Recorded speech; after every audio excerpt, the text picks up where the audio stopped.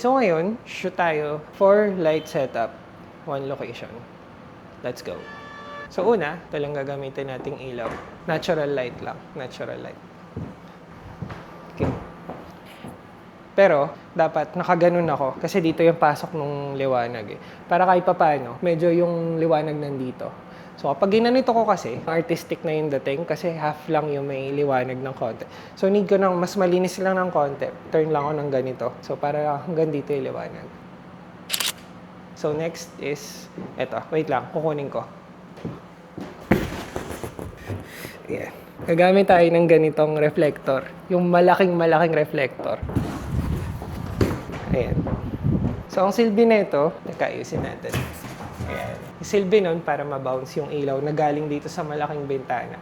Papunta dito. So, medyo filled lang ng konti yung ilaw natin. Pero kahit gumanito na ako, or ganito, medyo okay na kasi may, may tama na ng liwanag eh. 1, 2. Okay, next setup natin. Gagawin nating mas malinis yung photo natin using, eto, flash. Ito. So, ang silbi nito, maggagawa tayo ng global fill para mas maliwanag yung sa background natin. So, wait lang. Tatanggalin ko muna ulit. Tapos, lalagay ko to. Lalagay ko lang muna dito. So, ito, itututo ko pataas para magbabounce lang yung liwanag dun sa likod. Yan. Ayan. Kita ba siya? Ayan. Testing mo sa akin. Wait lang. 1, 2. Malinis. Chiren. Oo nga. Ang linis nga. Diba? Maniniwala na ako sa'yo. Na? Marunong ka mag-ilaw.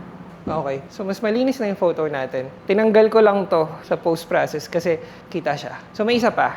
Pwede natin gawin ay lagyan natin ng dito pa ulit. So, lalagay ko uli yung reflector ko. Pero ito, ililipat ko na dito muna, ha? Yan. Tapos itong reflector ko, dito ko ilalagay. Para mas maliwanag ng konti dito. Okay, ready? 1, 2. So, yun. Yun yung basic. Ciao.